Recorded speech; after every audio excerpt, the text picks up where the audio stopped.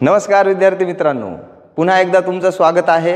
आपण डिस्कस करत आहोत इलेक्ट्रॉनिक कॉन्फिगरेशन आणि क्वांटम नंबर्स। मागच्या लेक्चरमध्ये आपण मॅग्नेटिक क्वांटम नंबर बद्दल माहिती घेतली। मॅग्नेटिक क्वांटम नंबर आपल्याला ऑर्बिटल बद्दल माहिती देत असतो। एखाद्या पर्टिक्युलर सबशेलमध्ये किती ऑर्बिटल्स असतात हे सुद्धा आपण फाइंड आउट करू शकतो। जसं की यस नावाची जी सबशेल आहे, यस नावाच्या सबशेलमध्ये एक ऑर्बिटल असतो असं आपण सांगितलं। एखाद्या सबशेलमध्ये किती ऑर्बिटल्स आहेत हे फाइंड आउट करण्यासाठी एक फॉर्म्युला आहे। त्या फॉर्म्युल्याचं नाव आहे 2l+1। म्हणजे ह्या फॉर्म्युल्याचा वापर आपल्याला करायचा आहे। प्रत्येक सबशेलसाठी एलची स्पेसिफिक व्हॅल्यू आहे आणि ती एलची व्हॅल्यू त्या फॉर्म्युल्यामध्ये पुट करून येणारं जे आन्सर असतं that much amount of orbitals to be there in the subshell असं आपण ह्या ठिकाणी सांगू शकतो। जसं की आता बघा, पी ही सबशेल आहे सपोज।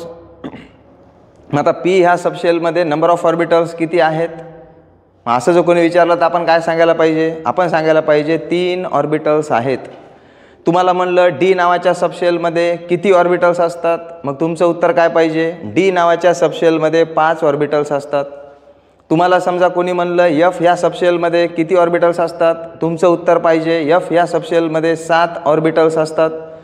तुम्हाला समजा म्हणलं जी ह्या सबशेलमध्ये किती ऑर्बिटल्स असतात तर तुमचं उत्तर पाहिजे जी ह्या सबशेलमध्ये 9 ऑर्बिटल्स असतात।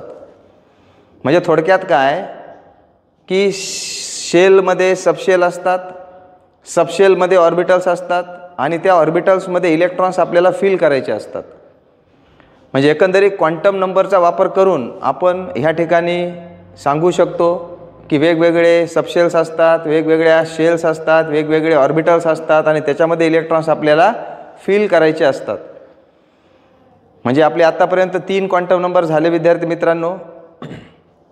पहिला क्वांटम नंबर आपण डिस्कस केला प्रिन्सिपल क्वांटम नंबर, ज्याला आपण स्मॉल n ने डिनोट करतो। दुसरा क्वांटम नंबर आपण डिस्कस केला ॲझिमुथल क्वांटम नंबर, ज्याला आपण स्मॉल l ने डिनोट करतो। तिसरा क्वांटम नंबर आपण डिस्कस केला मॅग्नेटिक क्वांटम नंबर, ज्याला आपण ml ने डिनोट करतो। प्रत्येक क्वांटम नंबर कशानं कशाची तरी माहिती आपल्याला ह्या ठिकाणी देत आहे आणि ही माहिती अतिशय महत्त्वाची आहे। ह्याच्यावर एक्झाममध्ये क्वेश्चनसुद्धा आलेला आहे, नीट असो, जेई असो, CET असो। म्हणजे आपल्याला एका कॉलममध्ये क्वांटम नंबर्स देतात, दुसऱ्या कॉलममध्ये ते कशाला डिनोट करतं हे आपल्याला विचारलेलं असतं। मग आपल्याला त्या ठिकाणी सांगायचं असतं की बाबा प्रिन्सिपल क्वांटम नंबर कशाची माहिती देतो, ॲझिमुथल क्वांटम नंबर कशाची माहिती देतो। म्हणजे अशा प्रकारे खाली ऑप्शनसुद्धा असतात आणि त्या ऑप्शनला आपल्याला चूज करून 4 मार्क घेऊन जायचे असतात। त्याच्यामुळे हे अतिशय महत्त्वाचं डिस्कशन ह्या ठिकाणी आपलं चालू आहे। त्याच्यामुळं सर्व विद्यार्थी मित्रांना माझी विनंती आहे की बोर्डवरचं जे जे मी लिहित आहे ते सगळं तुमच्या वहीमध्ये असणं गरजेचं आहे। मग आता आज आपल्याला काय करायचं आहे? आज आपल्याला सबशेलमध्ये असणारे जे काही ऑर्बिटल्स आहेत ते ऑर्बिटलचा शेप आपल्याला शिकायचा आहे।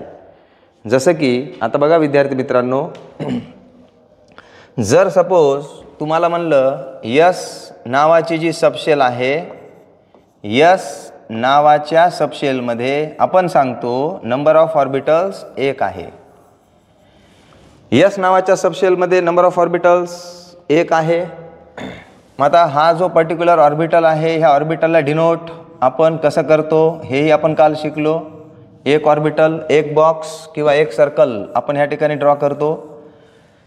मग आता ह्याला तुम्ही यस सबशेल म्हणा किंवा यस ऑर्बिटल म्हणा, काही फरक पडत नाही, सबशेलमध्येच ऑर्बिटल्स आहेत। मग आता ऑर्बिटल म्हणल्यानंतर आपण एका सिंगल डब्याबद्दल बोलायलोत किंवा एका सिंगल सर्कलबद्दल बोलायलोत असा त्याचा अर्थ होतो। आणि ऑर्बिटल्स म्हणल्यानंतर 2 किंवा 2 पेक्षा जास्त स्क्वेअर बॉक्सेस किंवा सर्कलबद्दल आपण बोलायलोत। म्हणजे थोडक्यात काय की यस सबशेलला तुम्ही सबशेल म्हणा किंवा ऑर्बिटल म्हणा, काहीही फरक पडणार नाही। मग आता ह्या यसचा शेप आपल्याला जाणून घ्यायचा आहे। तर लक्षात घ्या विद्यार्थी मित्रांनो, यसचा जो शेप आहे तो शेप असतो स्पेरिकल। यसचा जो शेप आहे तो कसा असतो बेटा? स्पेरिकल। स्पेरिकल। आता बघा 3 कोऑर्डिनेट ॲक्सिस या ठिकाणी मी ड्रॉ करणार आहे। 3 ॲक्सिस आपण इथं ड्रॉ करूयात। एका ॲक्सिसला तुम्ही x म्हणा, एका ॲक्सिसला तुम्ही y म्हणा, एका ॲक्सिसला तुम्ही z म्हणा। कोणत्याही ॲक्सिसला काहीही म्हणलं तरी काही प्रॉब्लेम नाही। मग आता यस ह्याचा शेप कसा आहे? स्पेरिकल आहे। आणि जर सपोज तुम्हाला यशच्या बाबतीत असं विचारलं की how many number of orientations are possible for S subshell, number of ओरिएंटेशन्स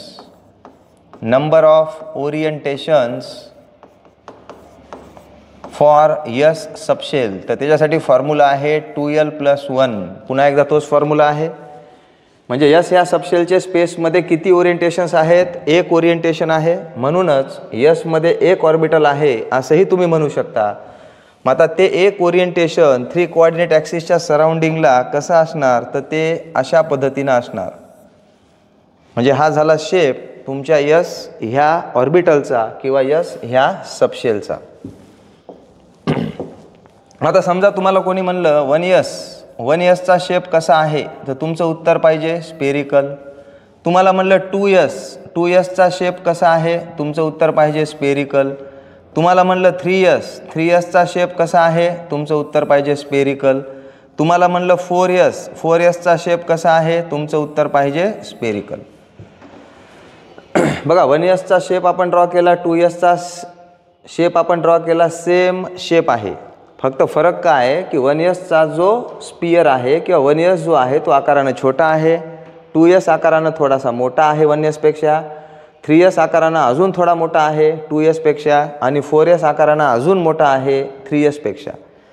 म्हणजे ह्यांच्यामध्ये काय फरक आहे असं जर कोणी विचारलं तर आपण सांगायला पाहिजे ह्यांच्या साईजमध्ये फरक आहे. 1s ची साईज छोटी आहे 2s पेक्षा, 2s ची साईज छोटी आहे 3s पेक्षा, 3s ची साईज छोटी आहे 4s पेक्षा. म्हणजे नंबर ऑफ ओरिएंटेशन्स यस सबशेलसाठी एकच आहे आणि ते एक ओरिएंटेशन स्पेसमध्ये आपण ह्या पद्धतीनं दाखवू शकतो. किंवा एक्सपेरिमेंटली असं फाइंड आउट करण्यात आलं की इलेक्ट्रॉन डेन्सिटीनुसार ह्या पर्टिक्युलर यस सबशेलचा शेप ह्या ठिकाणी डिटरमाइन करण्यात आला आणि मग स्पेरिकल शेप आहे असं कन्सिडर करण्यात आलं किंवा असं सायंटिस्ट लोकांच्या लक्षात आलं.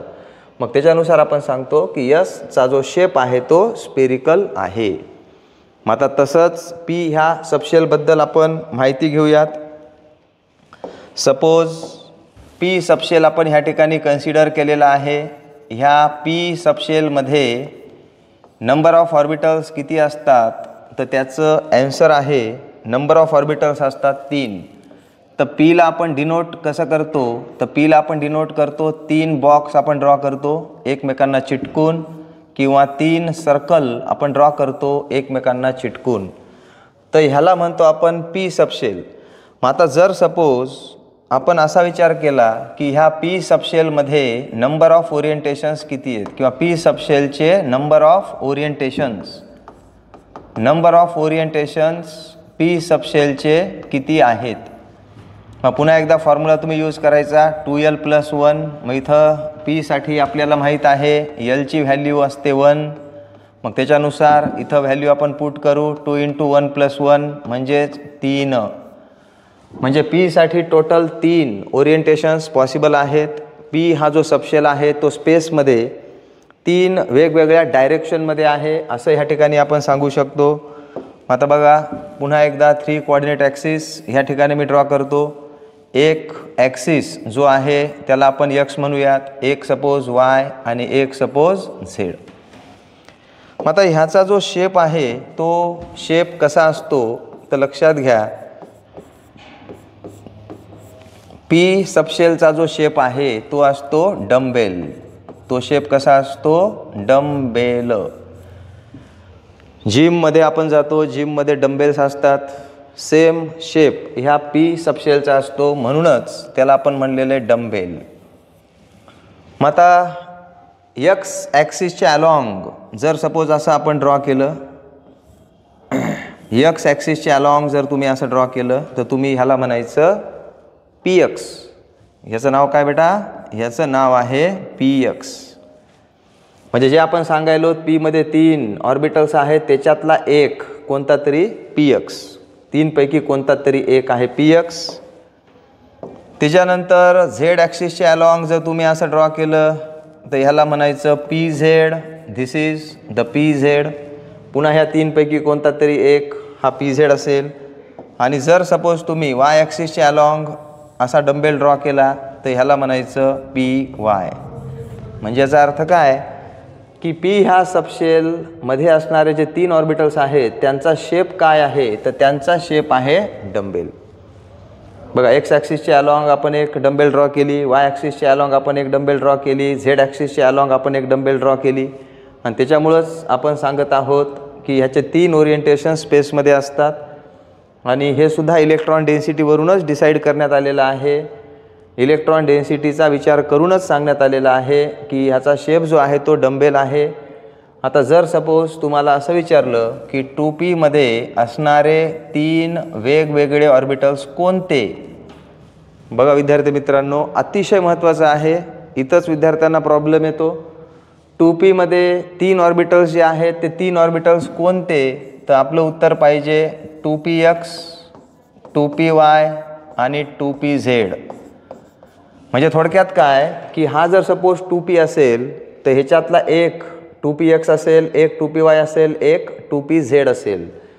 मग तसंच तुम्हाला जर सपोज विचारलं की 3p मध्ये जे 3 वेगवेगळे ऑर्बिटल्स आपल्याला बघायला मिळतात तर ह्या 3p मध्ये असणारे 3 वेगवेगळे ऑर्बिटल्स कोणते, तर तुमचं उत्तर पाहिजे 3px, 3py, 3pz. म्हणजे पुन्हा एकदा आपण असा विचार करूयात की हा जर समजा 3p असेल तर त्याच्यातला एक 3px असेल, एक 3py असेल, एक 3pz असेल. आता जर सपोज आपल्याला म्हणलं की 4p मध्ये असणारे 3 ऑर्बिटल्स कोणते, तर आपलं उत्तर पाहिजे 4px, 4py, 4pz. म्हणजे ह्या पद्धतीनं तुम्हाला विचार करायचा आहे. मग आता इथून पुढं तुम्हाला विचारलं 5p, 6p, 7p त्याच्यामध्ये कोणते 3 ऑर्बिटल्स आहेत, तर तुमचं उत्तर ह्या पद्धतीनं पाहिजे. तुम्हाला म्हणलं ह्याच्यामध्ये काय फरक आहे, तर तुम्ही सांगायचं शेप है ना. शेपमध्ये तर हे सारखेच आहेत, पण फरक जर विचारला तर काय सांगायचं, त्याचा आकार. 2pचा आकार छोटा आहे 3p पेक्षा, 3pचा आकार छोटा आहे 4p पेक्षा, 4pचा आकार छोटा आहे 5p पेक्षा, 5pचा आकार छोटा आहे 6p पेक्षा. म्हणजे ह्याची जी साईज आहे हे साईजमध्ये आपल्याला ह्या ठिकाणी फरक जाणवेल, डेफिनेटली जाणवेल. आता समजा 2px आपण ह्या पद्धतीनं ड्रॉ केला. हा समजा 2px आहे 2px, तर 3px कसा असेल, तर 3px थोडासा मोठा ड्रॉ करायचा, सेम ड्रॉ करायचा पण थोडासा मोठा. 4px कसा असेल, 4px अजून थोडासा मोठा. 4px जो आहे तो अजून थोडासा मोठा आपण ड्रॉ करावा. बघा, हा झाला तुमचा 4px. म्हणजे आपल्याला जर कोणी विचारलं की 2p, 3p आणि 4p मध्ये काय फरक आहे, तर आपण सांगावं साईज. 2pची साईज छोटी आहे 3p पेक्षा, 3pची साईज छोटी आहे 4p पेक्षा. म्हणजे हे झालं p सबशेलच्या बाबतीत. मग आता येऊयात आपण d ह्या सबशेलकडं. आता सपोज d सबशेलमध्ये किती ऑर्बिटल्स असतात हे ऑलरेडी आपण काल डिस्कस केलं. d ह्या सबशेलसाठी Lची व्हॅल्यू आहे 2 आणि म्हणूनच आपण सांगतो की नंबर ऑफ ऑर्बिटल्स जे d सबशेलमध्ये असतात ते असतात 5. हे 5 किंवा 5 सर्कल एकमेकांना चिटकून तुम्ही ड्रॉ करू शकता. मग आता जर सपोज आपल्याला असं विचारलं की d ह्या सबशेलचे नंबर ऑफ ओरिएंटेशन्स किती आहेत, तर उत्तर आपलं पाहिजे 5. नंबर ऑफ ओरिएंटेशन्स किती आहेत, तर त्याचं उत्तर पाहिजे 5. मग इथं आपण सांगणार 2 × 2 + 1 that is 5. And that's why we are saying d orbital is going to possess 5 orbitals. d orbital में 5, d सबशेल में 5 ऑर्बिटल्स होते हैं. अब देखो बेटा, इसमें से कोई तो भी एक dxy होगा. देखो मेरा लिखने का तरीका देखो, xy मैं d के बेस के नीचे लिख रहा हूँ. दूसरा कोई तो भी dxz होगा, कोई तो भी एक dyz होगा, कोई तो भी एक dx² y² होगा और कोई तो भी एक dz² होगा. देखो ये भी बहुत ही इम्पोर्टेंट चीज़ है. कोऑर्डिनेशन कंपाउंड में क्रिस्टल फील्ड थ्योरी जब हम डिस्कस करेंगे तो ये चीज़ हमें लगने वाली है. डी सबशेल में 5 ऑर्बिटल्स होते हैं। कौन से 5 ऑर्बिटल्स होते हैं? D x y, d x z, d y z, d x square y square and d z square. अब डी एक्स वाई को हम कैसे रिप्रेजेंट करेंगे, या फिर ये जो डी सबशेल है, डी सबशेल में जो अलग अलग ऑर्बिटल्स है इनका शेप क्या है? तो आपको शेप यहाँ पर बताना है डबल डम्बेल। इनका शेप जो है वो क्या है बेटा? डबल डम्बेल, यानी 2 डंबेल एक साथ जुडे हुए, 2 डंबेल एकमेकांना चिटकलेल्या, असा हा ह्यांचा शेप आहे। आता बघा डी एक्स वायला मी तुम्हाला रिप्रेझेंट करून दाखवतो। आता समजा 3 ॲक्सिस आपण ह्या ठिकाणी ड्रॉ केले, ठीक आहे। 3 ॲक्सिस, हा एक्स आहे, हा सपोज वाय आहे, हा सपोज झेड आहे। मग आता एक्स आणि वाय ॲक्सिसच्या इन बिटवीन है ना, एक्स आणि वाय ॲक्सिसच्या इन बिटवीन जो ऑर्बिटल आहे त्याला म्हणायचं डी एक्स वाय। एक्स आणि वाय ॲक्सिसच्या इन बिटवीन असणारा ऑर्बिटल, एक्स आणि वाय ॲक्सिसच्या इन बिटवीन डंबेल आहे, डबल डंबेल आहे, त्याच्यामुळे ह्याला डी एक्स वाय असं म्हणायचं। मग आता डी एक्स झेडमध्ये तुम्ही कसं म्हणणार? आता समजा एक ॲक्सिस आपण निग्लेक्ट करूयात, हा समजा एक्स आहे, हा समजा झेड आहे, मग हा झाला तुमचा डी एक्स झेड। बघा एक्स आणि झेड ॲक्सिसच्या इन बिटवीन। आता डी वाय झेडला कसं रिप्रेझेंट करणार आपण? समजा हा वाय आहे, हा झेड आहे, मग ह्याला ह्या पद्धतीनं आपण रिप्रेझेंट करूयात। वाय आणि झेड ॲक्सिसच्या इन बिटवीन म्हणजे याचा अर्थ काय? एक्स आणि झेड ॲक्सिसच्या इन बिटवीन, एक्स आणि वाय ॲक्सिसच्या इन बिटवीन असणारा डी एक्स वाय, एक्स आणि झेड ॲक्सिसच्या इन बिटवीन असणारा डी एक्स झेड, वाय आणि झेड ॲक्सिसच्या इन बिटवीन असणारा डी वाय झेड। आता बघा हे तीनही डी ऑर्बिटल्स जे आहेत ते इन बिटवीन द ॲक्सिस आहेत। त्याच्यामुळं जर सपोज तुम्हाला असं विचारलं की इन बिटवीन द ॲक्सिस असणारे डी ऑर्बिटल्स कोणते? In between the axis, in between the axis असणारे डी ऑर्बिटल्स कोणते? तर तुमचं उत्तर पाहिजे मित्रांनो D X Y, D X Z आणि डी वाय झेड। बघा एक्स आणि वाय ॲक्सिसच्या in between D X Y, X आणि झेड ॲक्सिसच्या in between D X Z, Y आणि झेड ॲक्सिसच्या in between D Y Z. हे तीनही in between the axis orbitals आहेत, म्हणजे हा जो डबल डंबेल आहे तो इन बिटवीन द ॲक्सिस आहे। एक्स स्क्वेअर वाय स्क्वेअर आणि डी झेड स्क्वेअर हे जे 2 आहेत हे अलॉंग द ॲक्सिस डंबेल आपल्याला इथं बघायला मिळतील। आता जसं की सपोज तुम्हाला मी असं म्हणलं, हा आहे समजा एक्स ॲक्सिस, हा आहे समजा वाय ॲक्सिस, आणि जर सपोज डबल डंबेल असा असेल तर ह्याला म्हणायचं D x square Y square. म्हणजे ही काय मॅथमॅटिकल टर्म नाही मित्रांनो, फक्त अलॉंग द ॲक्सिस जे ॲटॉमिक ऑर्बिटल्स आहेत डीचे त्याला आपण स्क्वेअरनं रिप्रेझेंट केलेलं आहे, आणि इन बिटवीन द ॲक्सिस जो डबल डंबेल आहे त्याला आपण विदाऊट स्क्वेअर रिप्रेझेंट केलेले। म्हणजे ह्या दोघांमध्ये फरक आपल्याला लक्षात यावा ह्याच्यासाठी असं ह्या ठिकाणी नोटेशन आदरणीय सायंटिस्ट लोकांनी आपल्याला इथं सांगितलं आहे। मग आता बघा डी झेड स्क्वेअरचा शेप थोडासा वेगळा आहे।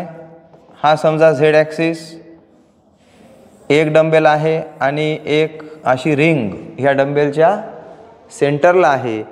ही जी रिंग आहे ही रिंग आपल्याला इलेक्ट्रॉन डेन्सिटी डिनोट करत असते। इलेक्ट्रॉन डेन्सिटीमुळे तयार झालेली इलेक्ट्रॉन डेन्सिटी डिनोट करण्याचं काम ही रिंग करत असते।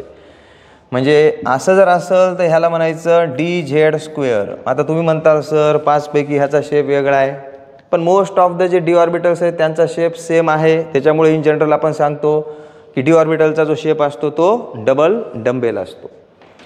आता बघा हे दोघं जण जे आहेत ते अलॉंग द ॲक्सिस आहेत, अलॉंग द ॲक्सिस। मग आता जर सपोज तुम्हाला म्हणलं अलॉंग द ॲक्सिस असणारे डी ऑर्बिटल्स कोणते, तर तुमचं उत्तर पाहिजे D x square Y square आणि डी झेड स्क्वेअर। तुम्हाला म्हणलं इन बिटवीन द ॲक्सिस असणारे डी ऑर्बिटल्स कोणते, तर तुमचं उत्तर पाहिजे D X Y, D X Z, D Y Z. म्हणजे ही अतिशय महत्त्वपूर्ण माहिती ह्या ठिकाणी मी तुम्हाला दिलेली आहे। आता बघा पुढची महत्त्वाची गोष्ट,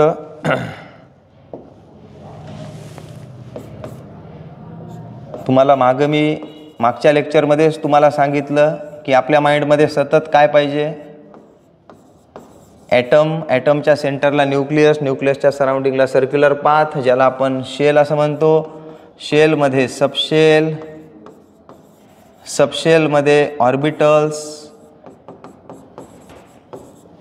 आणि ऑर्बिटल्समध्ये असतात इलेक्ट्रॉन्स.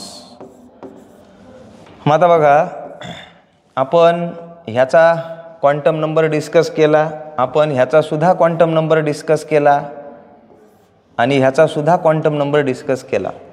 मग आता राहिला एक क्वांटम नंबर आपला ज्याचं नाव आहे स्पिन क्वांटम नंबर, जो आपल्याला इलेक्ट्रॉनच्या रोटेशनबद्दल माहिती देतो.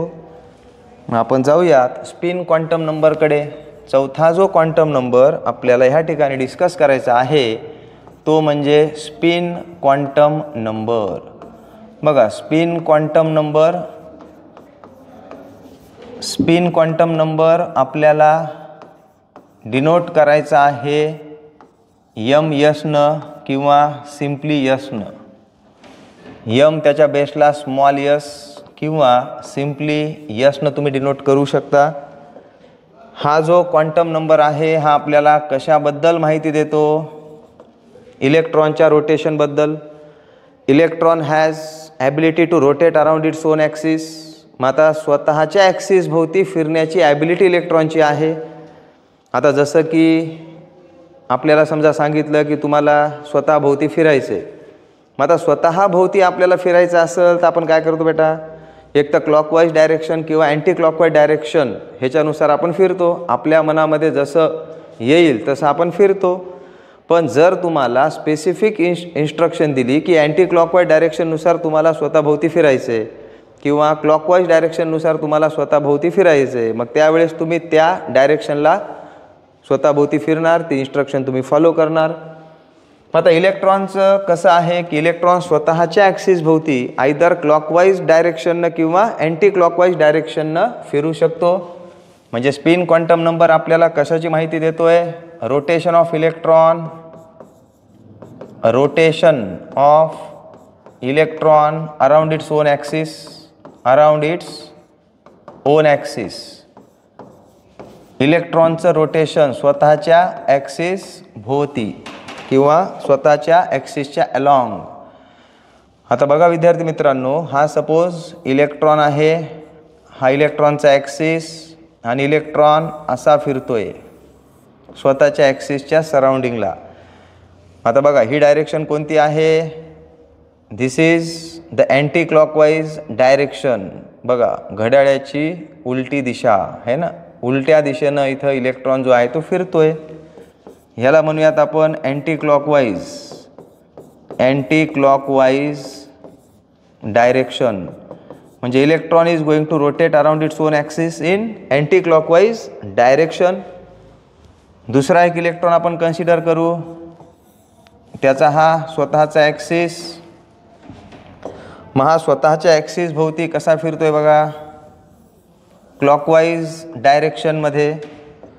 म्हणजे हा जो पर्टिक्युलर इलेक्ट्रॉन ह्या ठिकाणी आपण डिनोट केलेला आहे तो क्लॉकवाईज डायरेक्शनमध्ये रोटेट होत आहे. क्लॉकवाईज डायरेक्शन म्हणजे electron has tendency to rotate around its own axis either in the anti clockwise direction or either in the clockwise direction. मग आता इलेक्ट्रॉन स्वतःच्या ॲक्सिस भोवती फिरत असताना तो काय करतो? एक स्पिन व्हॅल्यू जनरेट करतो. याचं डिटेलमध्ये आपल्याला स्ट्रक्चर ऑफ ॲटममध्ये डिस्कशन करायचंच आहे. तात्पुरतं एवढंच लक्षात ठेवा, इलेक्ट्रॉन स्वतःच्या ॲक्सिस भोवती फिरत असताना एक मोमेंटम तो जनरेट करतो ज्याला आपण स्पिन अँग्युलर मोमेंटम असं म्हणूयात. आणि त्याची एक्सपेरिमेंटली व्हॅल्यू सायंटिस्ट लोकांनी फाइंड आउट केलेली आहे. ती म्हणजे S is equal to either plus minus half. आता जनरली आपण सांगतो की इलेक्ट्रॉन जेव्हा क्लॉकवाईज डायरेक्शनमध्ये फिरत असतो स्वतःच्या ॲक्सिस भोवती, तेव्हा त्याची जी स्पिन व्हॅल्यू असते ह्याला आपण स्पिन व्हॅल्यू असं म्हणूयात. ही स्पिन व्हॅल्यू आपण डिनोट करतो स्मॉल यसनं, तर ती असते प्लस हाफ. आणि इलेक्ट्रॉन जेव्हा अँटी क्लॉकवाईज डायरेक्शनमध्ये स्वतःच्या ॲक्सिस भोवती फिरत असतो तेव्हा ह्याला असणारी जी स्पिन व्हॅल्यू आहे ती आहे मायनस हाफ. म्हणजे थोडक्यात विद्यार्थी मित्रांनो हे इथं लक्षात घेणं गरजेचं आहे की स्पिन क्वांटम नंबरच्या दोनच व्हॅल्यू पॉसिबल आहेत, एक म्हणजे +½ एक म्हणजे -½ ह्याच्या व्यतिरिक्त स्पिन क्वांटम नंबरची व्हॅल्यू असू शकत नाही, हेही इथं आपल्याला विचारात घ्यायचं आहे. आता सगळ्यात महत्त्वाची गोष्ट की विद्यार्थी जे कोणी आहेत त्यांच्या मनामध्ये प्रश्न आला असेल की सर तुम्ही हे सगळं तर आम्हाला खूप छान सांगत आहात, ऑर्बिटलला कसं रिप्रेझेंट करायचं ऑन पेपर, एखाद्या सबशेलमध्ये किती ऑर्बिटल्स असतात, एखाद्या शेलमध्ये किती सबशेल्स असतात. मग आता इलेक्ट्रॉनबद्दलसुद्धा तुम्ही छानपैकी आम्हाला माहिती दिली, पण इलेक्ट्रॉनला डिनोट कसं करायचं ऑन पेपर, इलेक्ट्रॉनला ऑन पेपर डिनोट कसं करायचं. तर बघा विद्यार्थी मित्रांनो, क्लॉकवाईज डायरेक्शनमध्ये इलेक्ट्रॉन स्वतःच्या ॲक्सिस भोवती जो फिरतोय त्याला आपण डिनोट करण्यासाठी full headed upward arrow use करू शकतो. फुल हेडेड अपवर्ड ॲरो किंवा हाफ हेडेड अपवर्ड ॲरो, दोन्हीपैकी एक काही पण. फुल हेडेड अपवर्ड ॲरो किंवा half headed upward arrow, anti clockwise डायरेक्शनमध्ये जो इलेक्ट्रॉन स्वतःच्या ॲक्सिस भोवती फिरतोय त्याला डिनोट करण्यासाठी तुम्ही फुल हेडेड डाऊनवर्ड ॲरो यूज करू शकता किंवा half headed downward arrow use करू शकता. म्हणजे हे झालं इलेक्ट्रॉनचं सिम्बोलाइज. इलेक्ट्रॉनला सिम्बोलाइज आपण केलं ह्या ठिकाणी. इलेक्ट्रॉन तुम्ही ह्या पद्धतीनं दाखवू शकता, एकतर फुल हेडेड अपवर्ड ॲरो किंवा हाफ हेडेड अपवर्ड ॲरो, फुल हेडेड डाऊनवर्ड ॲरो किंवा हाफ हेडेड डाऊनवर्ड ॲरो. तर इलेक्ट्रॉनचं रिप्रेझेंटेशन ह्या पद्धतीनं आपण ऑन पेपर करावं. बघा विद्यार्थी मित्रांनो, चारही क्वांटम नंबर आपण ह्या ठिकाणी डिस्कस केलेले आहेत. मग आता तुम्ही असा विचार करत असताल की सर जर सपोज एखादा ऑर्बिटल आहे हे ना, एक सिंगल ऑर्बिटल ह्या ठिकाणी मी ड्रॉ केला, तर ह्या सिंगल ऑर्बिटलमध्ये मॅक्झिमम किती इलेक्ट्रॉन्स आपण फिल करू शकतो है ना, हे सुद्धा विचार करणं गरजेचं आहे. आता बघा, पावलीज एक्सक्लुजन प्रिन्सिपल नावाचं एक प्रिन्सिपल आपल्याला सांगण्यात आलेलं आहे. पावलीज एक्सक्लुजन प्रिन्सिपल.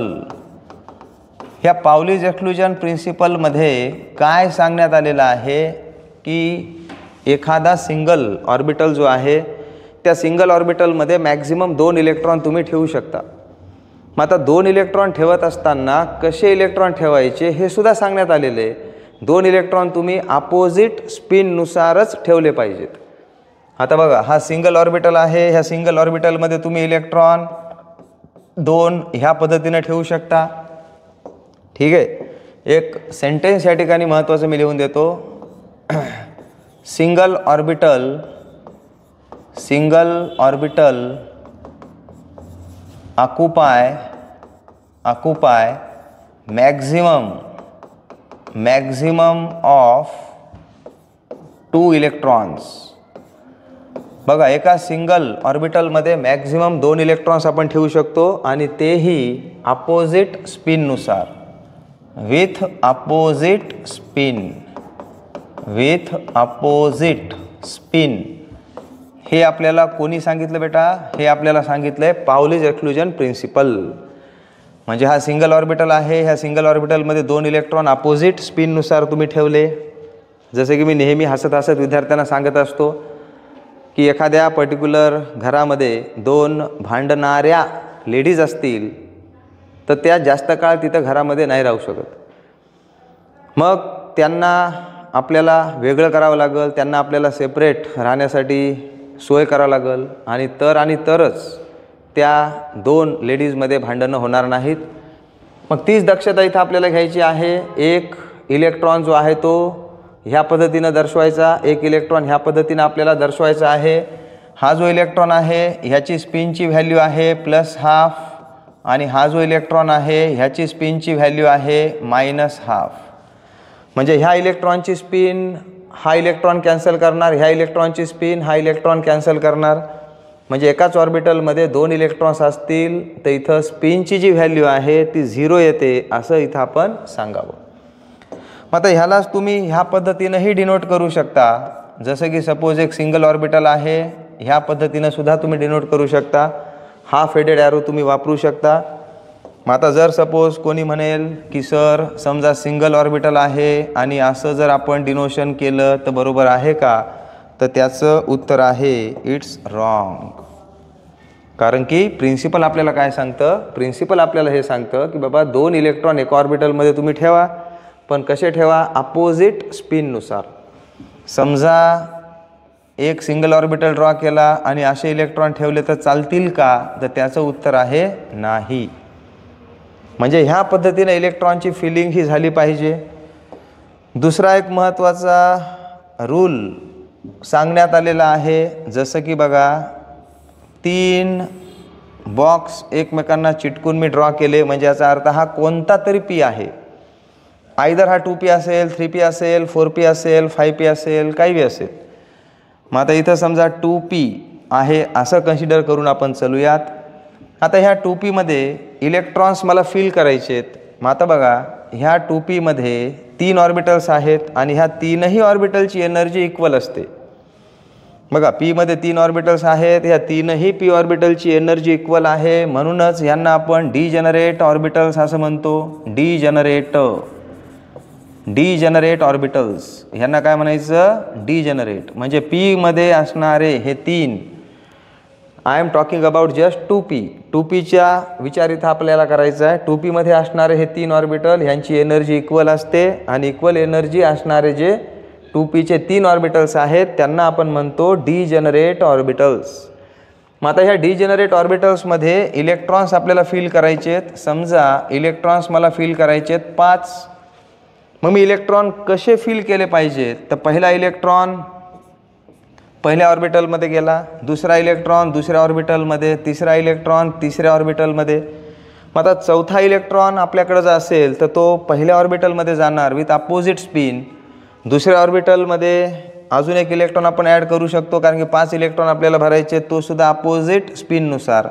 म्हणजे ही करेक्ट फिलिंग आहे इलेक्ट्रॉनची. म्हणजे याचा अर्थ काय की आधी सिंगल इलेक्ट्रॉन आपण ऑक्युपाय करायचे प्रत्येक ऑर्बिटलमध्ये, आणि मग अजून इलेक्ट्रॉन्स तुमच्याकडे असतील तर तुम्ही त्याला पेअर करू शकता. म्हणजे एकाच ऑर्बिटलमध्ये 2 इलेक्ट्रॉन असणं म्हणजे पेअर्ड इलेक्ट्रॉन्स.